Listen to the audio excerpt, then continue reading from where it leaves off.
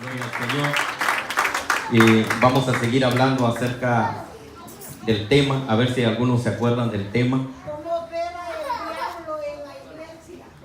Gloria al Señor. Hermano, te apunta, ¿verdad? Sí, gloria al Señor. Amén. Yo sé que otros lo hacen, pero no querían interrumpir al hermano, la dejaron sola. Gloria al Señor.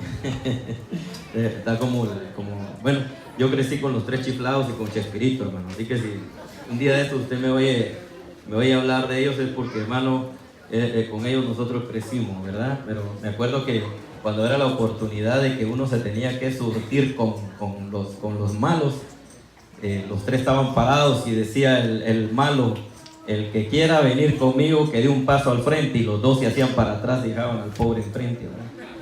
Y el pobrecito le tocaba recibir, ¿verdad? Pero no me está acordando de eso. Hermano, yo quiero recordarle la razón por la cual estamos tocando este tema. Es bien importante que sepamos, hermano, cómo opera, ¿verdad? Ese mentiroso, ese que quiere destruir, quiere matar. Hermano, ha pasado desapercibido, ya muy poco se oye de liberaciones. ¿Ha oído usted de liberaciones? Dice que muy poco oigo yo de esas liberaciones que cuando comenzamos en el camino del Señor oíamos, hermano. Me acuerdo que a medio culto, me acuerdo que el pastor agarraba a 2, 3 hermanos y sacaban a uno para allá atrás arrastrado, y allá atrás solo hacía a ratito salía el pastor: gloria a Dios, a esta sapo le salieron, hermanos, libres. Gloria al Señor. Ahí en medio de las bancas, escuchando la palabra de Dios, ¡pum!, hermano, libres. Hermano, cultos celulares, no eran celulares, hermano, eran cultos de hogar. Antes solo se llamaban cultos de hogar. ¿Sabe cómo trabajaban los cultos en los hogares antes? El pastor no tenía cultos en hogares. Él de repente le tocaba la puerta, lo llegaba a visitar, pero le traía como 4 con él. Ya le estaban predicando la palabra. Y en lo que usted estaba llorando y moqueando, él le daba dinero, ¿verdad? Pisto iba a decir, pero para los de México, ¿qué no pisto es esto, verdad? Y no va a creer que le daba pisto a los hermanos, ¿verdad? Y todos estaban ahí pisteando, no es eso.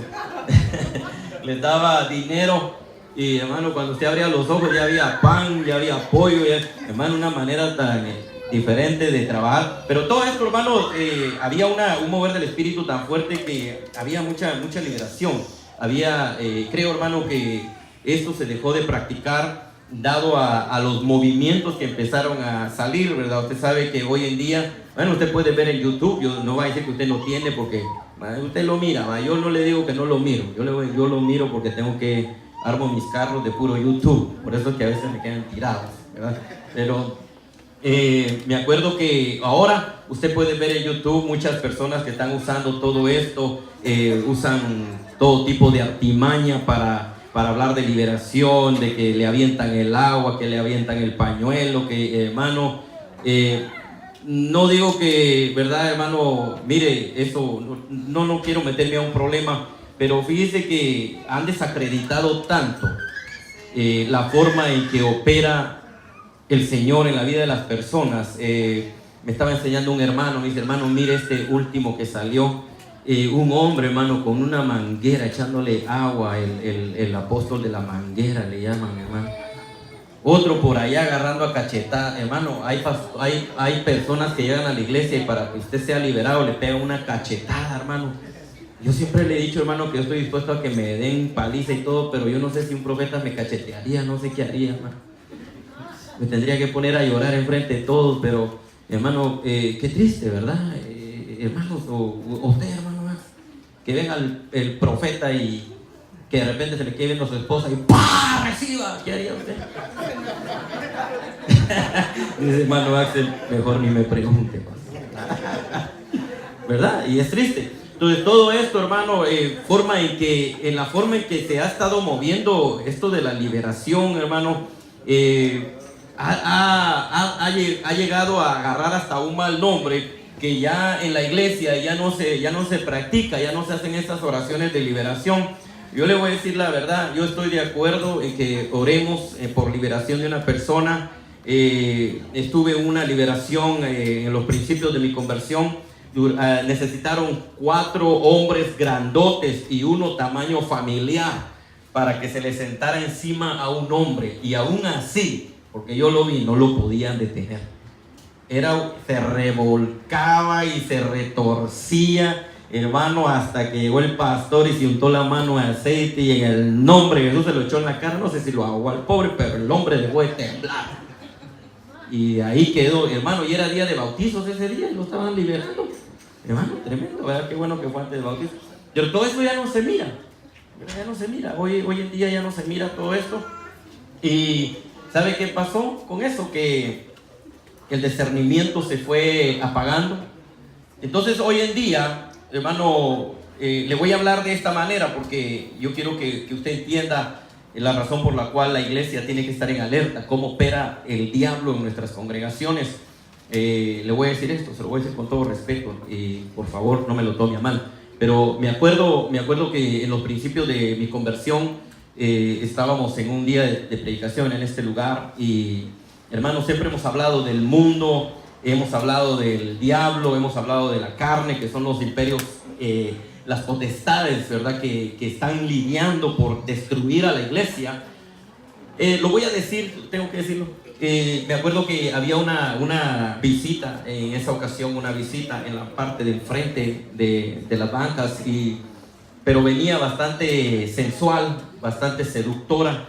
En los comienzos yo me sentaba allá atrás, ¿verdad? Hasta atrás. Usted sabe cuando uno llega, allá atrás, ¿verdad? Para adelante.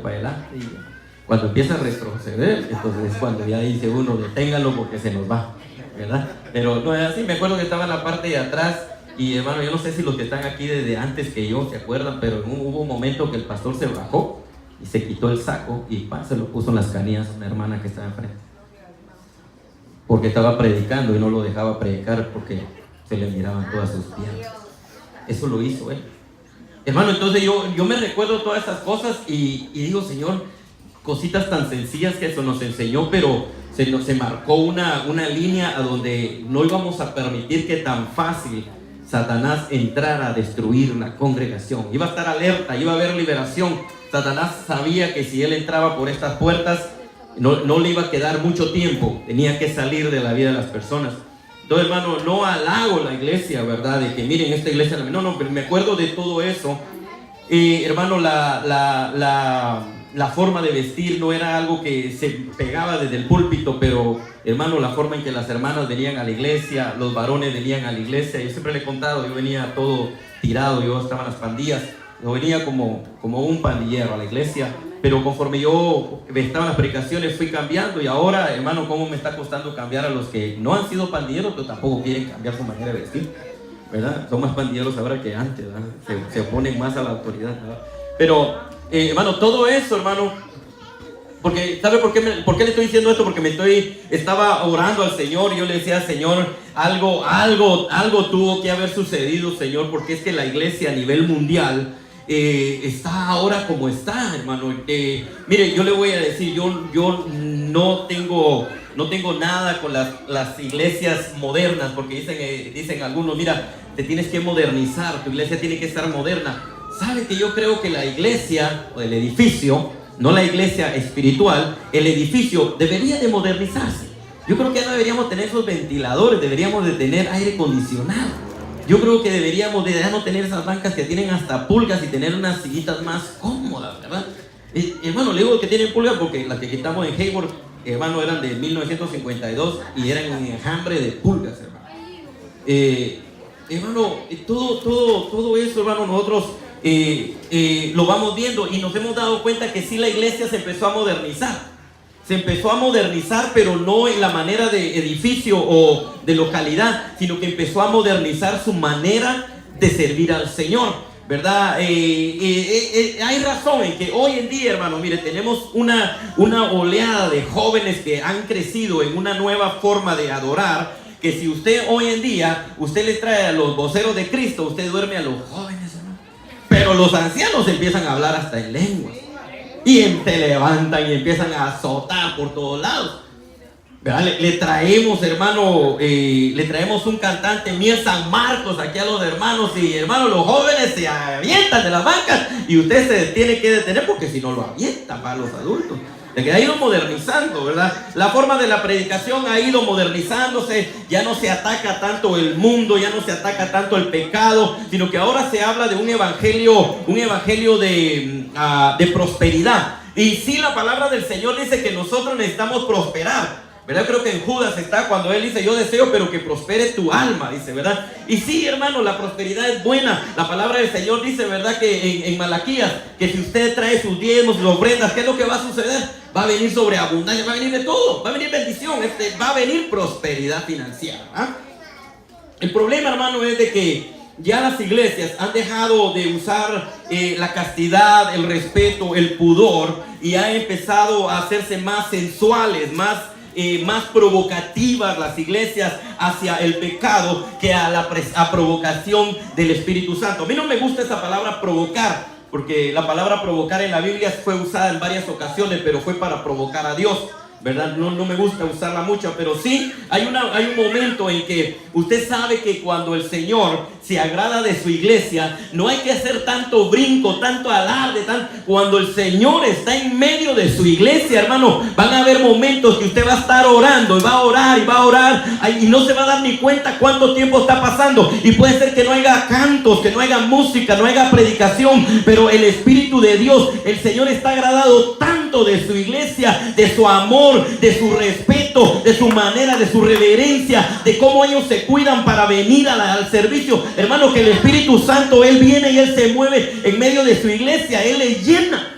Hermano, yo le digo esto porque, hermano, Satanás se ha metido de una manera tan fuerte, y el Señor mismo a través de Pablo dijo que en medio, fíjese que cuando nosotros hablamos de lobos rapaces en la Biblia, nosotros rápido nos vamos a los lobos que se roban las ovejas, a los pastores que están destruyendo a las ovejas. No solo eso, fíjese que los lobos rapaces que se iban a levantar dentro de la iglesia no solamente iban a ser para devorarla, sino para destruirla. Un lobo vestido de oveja, hermano, es un animal que no tiene control. Por lo tanto, hermano, ese descontrol lo va a desatar dentro de la congregación. Entonces, hermano, no esperemos que alguien se levante y haga algo malo para que nosotros digamos: esa no era oveja, ese era un lobo vestido de oveja. Porque pueden haber lobos vestidos de oveja que no los vamos a identificar, y están obrando bien sutilmente dentro de la congregación. Están matando el espíritu de adoración, están matando ese deseo de orar,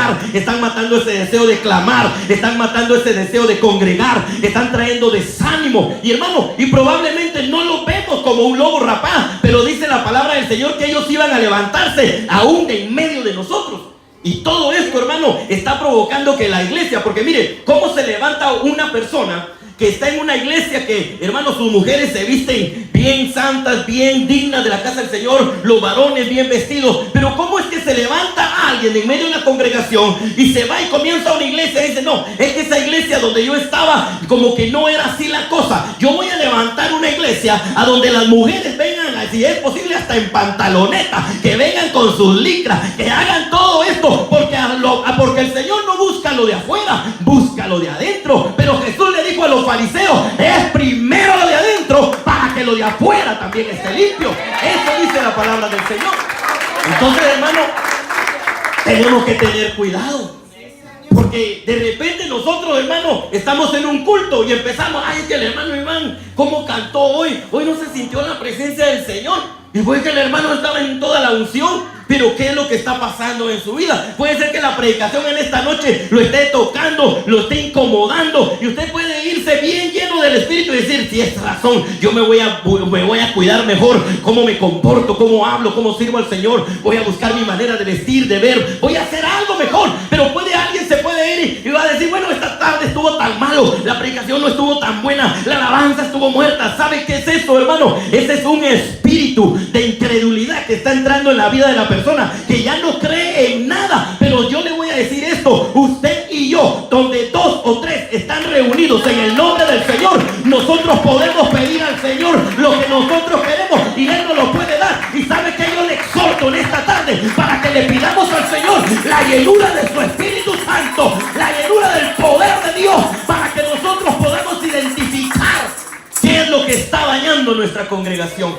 A veces, hermano, no hay que preguntarse, porque mire, cuando uno es enseñado en esos talleres de líderes, Le enseñan a uno que cuando usted es líder de un departamento y su departamento no está yendo bien, que uno como líder no tiene que echarle la culpa al departamento. No tiene que buscar, es que aquel hermano, es que aquella hermana no está haciendo bien. No, ¿sabe que en esos talleres de líderes le enseñan a uno que si tu grupo, tu reunión, tu departamento no está yendo bien, el primero que tiene que revisar su vida es el líder? Y comenzar por ahí. Y buscarle al Señor, pedirle al Señor que Él enseñe a través de su Espíritu, que le dé discernimiento. Hermano, primero tenemos que empezar por nosotros. Fíjate que las predicaciones a veces desde el púlpito se malinterpretan. Y la gente dice, mira, hoy le están tirando a este, hoy te dieron a ti, mira hermano, le dieron a aquel que estaba. No, usted tiene que recibir la palabra y decir, Señor, gracias porque me estás hablando. Yo voy a hacer de mi parte para ser de bendición y no de tropiezo. Yo me rehúso, diga usted, a entrar en un modernismo y voy a buscar la santidad para la gloria del Señor. Hermano, y todo eso va arrastrando nuestras congregaciones. Me acuerdo hace probablemente unos 10 años atrás, había un pastor que me visitaba mucho y me decía, mira Rubén, no vas a crecer, por más que le des no vas a crecer. Yo buscando una palabra de ánimo de él, no vas a crecer Rubén. Yo le decía, pero ¿por qué? Es que te tenés que modernizar Rubén. Mira, sos muy duro para predicar, la gente necesita más suavecito, pero ¿qué es más suavecito? Tuve que observar su congregación para darme cuenta que era suavecito. Es suavecito es, hermano, que las hermanas se suban al púlpito a cantar en un coro en pantalonetadas enseñando todo su cuerpo. Eso era suavecito. Hermano, qué terrible. Yo nunca hablo de esto, de esta forma de vestir. Pero sí yo le voy a decir algo. Mientras que usted está en su banca y usted decide no servir al Señor en ningún lugar de la iglesia, usted está bien así como está. Pero cuando usted dice, pastor, yo quisiera predicar, yo quisiera ministrar, yo quisiera un privilegio, entonces hay un código de vestidura para usted, porque tiene que ser ejemplo. Tiene que ser una persona que tiene que marcar una línea de respeto. Entonces ahí así nos metemos con su manera de vestir. Entonces ahí así le decimos, póngale tres deditos más, cósale el escote atrás, súbase la blusa más, hermanos, abróchese más el pantalón, abróchese la camisita más acá, porque se le están saliendo 2, 3 pelitos por ahí, todos mal peinados. Hermano, y empezamos, pero mientras usted no se preocupe. Eso no quiere decir también que me va a venir aquí con el traje del Barça, ¿verdad? Y con la calzoneta del Tri, tampoco, yo tampoco. Pero ¿por qué le estoy diciendo esto, hermano? Porque son parte de lo que la Biblia habla de matar, robar y destruir. Si el mundo es uno de los imperios que Satanás va a usar para destruir la iglesia, esa es la razón por la cual muchas iglesias están mundanalizadas. El pastor Iquique dijo hace muchos años en esta congregación, dijo esto: va a llegar el momento en que fíjese, va a haber más mundo en la iglesia que iglesia predicando en el mundo. Hermano, yo me convertí hace 22 años y yo me acuerdo de eso cuando todavía era un recién convertido, y lo estoy viendo. Eso fue una palabra profética, una palabra, hermano, que no le falla. Entonces, si va a usar ese tipo de trabajo, tiene razón por la cual el Señor se confrontó. Fíjese que la confrontación con el Señor Jesucristo fue ¿con quién fue? A ver si usted ha leído la Biblia. ¿Quiénes fueron sus adversarios más feroces en su ministerio? Los fariseos. ¿Por qué? Porque ellos tenían un tipo de religión que no era modernizada, pero su manera de religión era una manera asesina. Porque el Señor les dijo: ustedes son descendencia de Abraham, pero ellos no estaban el alcance a las personas para llevarlas a Cristo. Ellos estaban, fíjense lo que dice el Señor: ustedes, le dice, caminan mar y tierra para hacer un prosélito. Un prosélito es un seguidor, y cuando ya ustedes lo tienen, le dice a los fariseos, lo hacen 2 veces más merecedor del infierno. Imagínense. ¿Qué quiere decir eso? En otras palabras, estaba solito que se iba al infierno sin conocerme, pero ahora que ustedes se lo ganaron y le metieron toda su basura, ahora se merece 2 veces el infierno. Imagínense, hermano, qué impresionante que nosotros como iglesia ganemos a las almas, y que ya estando en el camino a donde deberían de buscar la santidad, la rectitud, la honestidad y ver hacia Cristo, hermano, no lo estén haciendo, sino que estén sirviendo de tropiezo, que no traigan bendición, hermano, que sean, hermano, causantes de que las iglesias se partan, se dividan, se rompan. Hermano, no es posible que la iglesia, el diablo esté, hermano, bien armado dentro de la iglesia. Hermano, a veces yo me pregunto esto. Porque hay personas que dicen, mire pastor, es que la iglesia, fíjese que hubo un tiempo que estaba bonita, pero es que uno por uno se va uniendo y van haciendo más desanimosa la cosa. Hermano, yo he visto tantas cosas desanimosas, hermano, pero yo he decidido estar de pie. Hubo una ocasión que yo le dije al Señor, y me acuerdo que yo estaba en una de las bancas de atrás y le dije, Señor, cuando tú me llames, yo quiero ser como el pastor. Hermano, a mí me encantaba cómo lo hacía. Hermano, era algo impresionante. Yo nunca había estado en una iglesia cristiana, pero cuando yo entré aquí, yo dije, wow, qué bonito habla la palabra. Yo me acuerdo muchas de sus predicaciones. Me acuerdo de la predicación del naufragio de Pablo, cuando fueron a la isla de Malta. Y hermano, me acuerdo del enfoque de estar cerca del fuego y ser una brasa encendida y no ser un carbón apagado. Yo me acuerdo de esa predicación, hermano. Y yo siempre, yo quiero ser esa brasa encendida.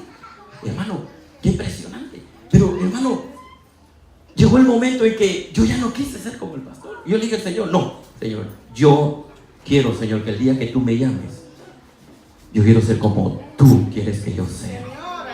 Porque hermanos, cuando nosotros escogemos patrones humanos, de repente nos equivocamos. Pues yo puedo decir, yo quiero ser como el hermano Rubén, aunque sé que no muchos lo quieren, a uno que otro por ahí tengo un mi fan, pero y de él yo quiero ser como el pastor Rubén, hermano. Como un niño, ¿verdad? Que me dijo cuando recién llegué a esta iglesia, me encontró allá atrás y me dice, pastor, cuando yo sea grande quiero ser como usted. Wow, le dije, vas a ser mucho mejor y más grande que yo. Esa fue mi respuesta. Ni modo que le dijera, ay papito, vas a tener que trabajar mucho, vas a sufrir, no sabes lo que quieres. Pobrecito, lo apago y ni a la escuela dominical lo hubiera querido ir ya después, ¿va? Pero entonces, hermano, sabe, si vimos todo esto, ¿verdad? De los fariseos. Vimos que el Señor se encontró con este montón de fariseos, este montón de personas religiosas y lo querían destruir. Pero fíjense que como no pudieron destruirlo, entonces Él dejó a su iglesia. Y dejando a su iglesia, entonces el diablo se vuelca sobre la iglesia. Y va a venir, hermano, si no de la misma manera, va a traer algunos espíritus, hermano, que fueron en sus manos de mucho éxito en el pasado. Pero yo le quiero recordar, antes que nos internemos un poquito más en el Antiguo Testamento, para ver cómo Satanás ha querido destruir al pueblo y cómo se ha querido meter en medio de la adoración, en medio del avivamiento. Yo quiero decirle, hermano, que nosotros tenemos un gran compromiso con el Señor. Cada uno de ustedes tiene un compromiso con Dios y no conmigo. Cuando usted se convierte al Señor Jesucristo. Cuando usted se bautiza porque usted reconoció que solamente creyendo en Jesucristo usted puede recibir perdón de pecados. Usted lo hizo por Él. Cuando usted empieza a servir en la iglesia, usted empieza a servir no para servir al pastor, usted empieza a servir al Señor a través de su servicio a los hermanos.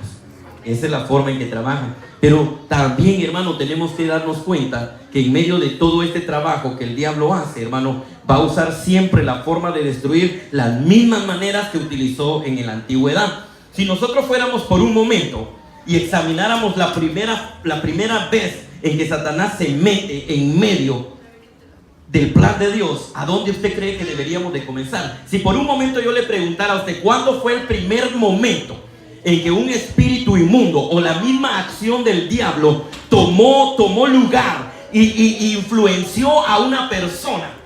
¿A dónde pudiéramos nosotros ver en la Biblia? A ver si alguien puede opinar. ¿A dónde cree usted que pudiéramos ir? Si nosotros dijéramos, hermanos, vamos a estudiar ahorita cómo es que el diablo opera a través de los años y cómo está operando en la iglesia, ¿cuál sería la primera persona que nosotros examinaríamos para saber cómo es que el diablo opera desde el principio de la creación? ¿Cómo lo encontraríamos? Hermano, nunca han oído de Adán y Eva, ¿verdad? Sí, es la verdad. Bueno, mañana todos a la escuela dominical. Vamos a hablar de Adán y Eva. Gloria al Señor. ¿Se acuerda usted cuál fue la razón por la cual Satanás fue expulsado de ese lugar glorioso a donde él estaba. ¿Se recuerdan? Fue por rebelión. Fue por rebelión. Entonces, si nosotros viéramos el trabajo de Satanás ya en la creación, ¿hacia dónde nos iríamos nosotros? Nos iríamos así a Adán y Eva. ¿Usted sabía que el fruto solamente era como decirle así, la medida que el Señor había puesto entre la obediencia del hombre hacia Dios? Pero ¿sabe qué fue la razón por la cual Eva decidió comer? Muchos dicen, bueno, porque fue agradable, la Biblia lo dice, fue codiciable. Pero hubo algo que Satanás le dijo. Le dijo que cuando ella lo comiera, iba a ser como Dios. Imagínese la palabra que entró en el corazón de aquella mujer en ese momento. Eran los mismos deseos de Satanás. Aquello que por él había peleado tanto por llegar a ser y que no lo pudo hacer, él ahora lo quería inyectar en el corazón del ser humano. Por eso, hermano, si nosotros nos vamos a la Biblia y comenzamos a ver la operación de Satanás, todo opera en la rebelión. En el momento que Eva decide comer del fruto, ella decide rebelarse hacia la voluntad del Señor. Entonces la rebelión es lo que, hermano, el ser humano ha venido acarreando por muchos años. Porque si nosotros somos por naturaleza hijos de desobediencia, y si nosotros sin Cristo éramos hijos de ira, si nosotros sin el Señor habíamos nacido en nuestros delitos y pecados, quiere decir que nosotros habíamos nacido con ese indicio de rebelarnos. Entonces, hermano, ahí es donde nosotros tenemos que empezar a ver cómo es que el diablo opera en nuestras iglesias. Y una de las formas en que el diablo opera dentro de la iglesia es en el espíritu de desobediencia, que siempre se está rebelando contra las autoridades. Bueno, yo no sé si le estoy llegando al punto. Estamos hablando cómo opera el diablo en nuestras iglesias. Y si vamos a comenzar por un lugar, tenemos que ir a ese lugar a donde la creación fue influenciada. Ahora, si nosotros nos vamos paso a paso, nos encontramos con que se rebelaron. El Señor viene y los toma y los echa del jardín del Edén.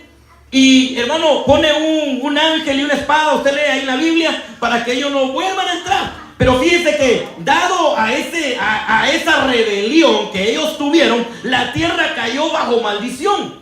Entonces, cuando viene la palabra del Señor y nos enseña que Eva tiene que salir con Adán, vemos nuevamente que Satanás entra nuevamente en acción. Y dice la palabra del Señor que llegó el momento en que ya los hijos de Adán y Eva empezaron a ofrecer sus sacrificios. Pero dice que entre ellos había uno que hacía, cuidaba animalitos, tenía ovejitas, y ese era un pastor, digámoslo por decirlo así, pero el otro era un labrador de la tierra. Y yo siempre me he puesto a pensar, porque yo oí una predicación un día que dijeron, el Señor no aceptó el sacrificio de Abel, sino el de Caín, porque Abel le trajo de lo peor, le trajo verduras, le trajo frutas descompuestas. Yo oí esa predicación una vez y me fui a la Biblia y ahí no dice eso. No dice que le trajo lo peor, no dice que le trajo verduras descompuestas, no dice eso. Él le trajo del fruto de la tierra, y la tierra estaba bajo maldición.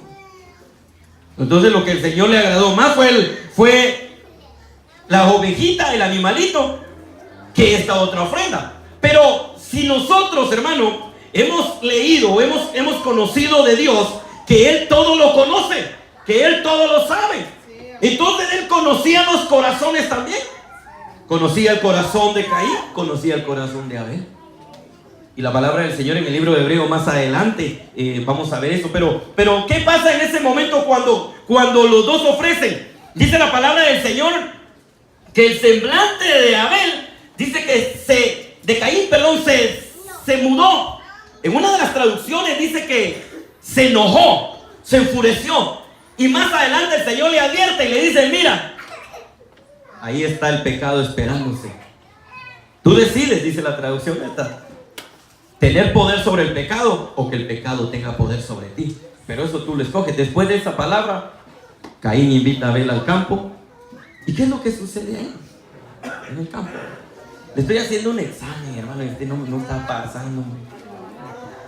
Lo mató, digo, un amigo, ¡pum! Lo mató. Digo. Le dio una buena que lo mató. Entonces usted se recuerda que el Señor cuando le dijo a los fariseos, ustedes son descendencia de Abraham, yo lo sé, pero ustedes quieren hacer lo que su padre hacía desde el principio. Él siempre ha sido un mentiroso y ha sido un homicida. Y el primer homicidio que hubo sobre la tierra fue el homicidio de Abel. ¿Quién estaba en el corazón de Caín? Fíjense lo impresionante. Ahora, examinemos por un momento cuál fue la razón por la cual Caín. ¿Por qué Caín lo hizo? Hermano, ¿sabía usted que el espíritu de Caín puede entrar en la vida de una persona cuando se siente destituida, cuando se siente despreciada, cuando se siente echada de menos? El espíritu de Caín puede entrar en el corazón de una persona que se siente no tomada en cuenta. Hermano, puede ser que no está tomada en cuenta. Simplemente no se ha necesitado el momento, pero esa persona dice, ¿por qué es que a mí no me toman en cuenta? Entonces puede ser que mira a otros y dice, ¿por qué a Jania sí la toman en cuenta? Es que Jania canta bonito, Jania siempre está en la iglesia, Jania siempre está sirviendo. Y dice aquel otro, si yo hiciera lo mismo, de plano que a mí sí me tomarían en cuenta, pues ahora no hago nada. Y viene el espíritu de Caín y entra en el corazón y se empieza a revelar. Hermano, fíjese que eso sucedió con la primer parejita en el jardín del Edén y sigue sucediendo hoy en día en nuestras congregaciones. Hermano, el no sentirnos aceptados delante del Señor atrae esos espíritus. Hermano, fíjese que estaba leyendo un poco de Coré. ¿Se acuerda usted Coré, verdad? Que vino la tierra, se lo comió y todo esto, ¿va? Pero fíjese que en el libro de los Números dice, pero los hijos de Coré no murieron. Quedó descendencia. Por eso el Señor, cuando ellos le dijeron, somos descendencia de Abraham, dijo el Señor, si yo conozco todas las descendencias. Hay descendencias de todo el pasado, hay descendencias. Por eso, hermano, cuando usted se va al libro de Apocalipsis, ¿quién aparece en el libro de Apocalipsis enseñando a la iglesia a fornicar? No es Jezabel. Que es Jezabel la que aparece ahí. ¿Por qué? Porque ese espíritu todavía sigue haciendo estragos en la vida del cristiano. Esos espíritus, hermano, que actuaron de esa manera feroz como Satanás los utilizó desde el principio de la creación, está queriendo estropear el plan de Dios, hermano, y una tras otra. Mire, por lo menos hay unas 60 unos 60 ejemplos de la mano del mismo diablo en la Biblia, en el Antiguo Testamento, por lo menos, que hay más, a donde él entra a través de un espíritu en la vida de una persona y empieza a hacer estragos en el lugar a donde él lo pone.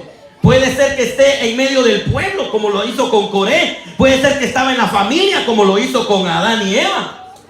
Pero de alguna manera él se mete, pero su trabajo más ferviente es en la congregación.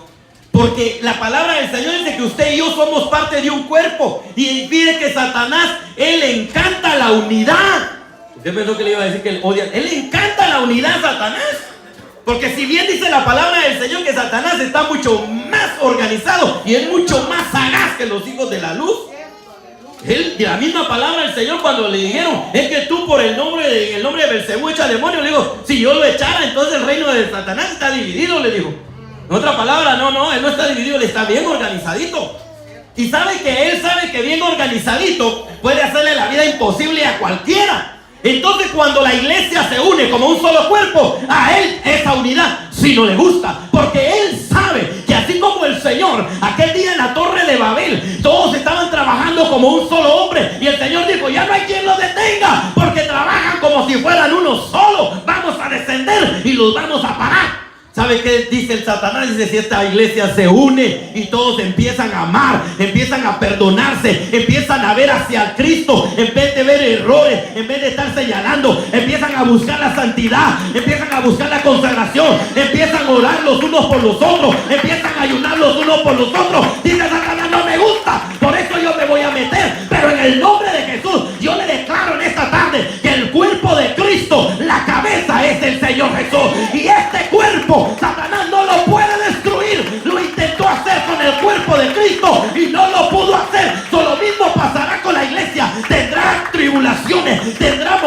difíciles, tendrá ataques del diablo, se infiltrarán en medio de nosotros lobos rapaces, pero ¿sabe qué? La iglesia no se va a detener, la iglesia no va a desaparecer, porque las puertas de Hades no prevalecerán contra la iglesia. En otras palabras, ni la muerte detuvo a Cristo, no va a detener a la iglesia. Cristo está en un trono lleno de gloria. ¿Sabe qué dijo el Señor? Me voy pues a preparar lugar para que donde yo esté, ustedes también estén. Ya conocen el camino, ya saben a dónde voy. Allá los espero, iglesia. Gloria al nombre del Señor. Dale palmas al Señor. Gloria a Dios. No va a desaparecer la iglesia. Entonces el problema es serio, porque hay una situación bien delicada. Hay una razón, hermano, por la cual nosotros necesitamos pedirle al Señor que nos dé ese espíritu de discernimiento. ¿Sabe por qué? Porque la iglesia está bajo ataque del mismo diablo. ¿Y sabe qué es lo que hace la iglesia? Baja su mirada del Señor y se empieza a enfocar en las personas. Y ¿sabe qué dice la palabra? Tu lucha no es con carne ni sangre. Su lucha no es conmigo. Mi lucha no es con usted. Su lucha no es entre ustedes. Hay una lucha espiritual. Sabe muy bien, hay una lucha espiritual a donde Satanás está bien armado. Pero dice el Señor, poneos pues la armadura de Dios para que podáis resistir en el día malo. Aleluya, gloria al nombre del Señor. Yo no sé si usted lo está entendiendo, pero ¿sabe? Hay una situación bien difícil. Porque como la Biblia habla de una armadura, y la armadura es una vestidura. Mire que la armadura la toman de ejemplo de la armadura que usaban los soldados. Y como la armadura es una vestidura, hay muchos cristianos que así como una vestidura se quitan y se ponen la armadura. Pero sabe que la armadura del Señor tiene que estar con nosotros las 24 horas del día, los 7 días a la semana, los 65 días al año, hasta la venida del Señor. No hay momento. Usted dice, pero ¿cómo es que se quita esa armadura? Cuando usted no ora, usted está desarmado. Cuando usted no está teniendo su fe en acción, hermano, la palabra del Señor habla de todo eso.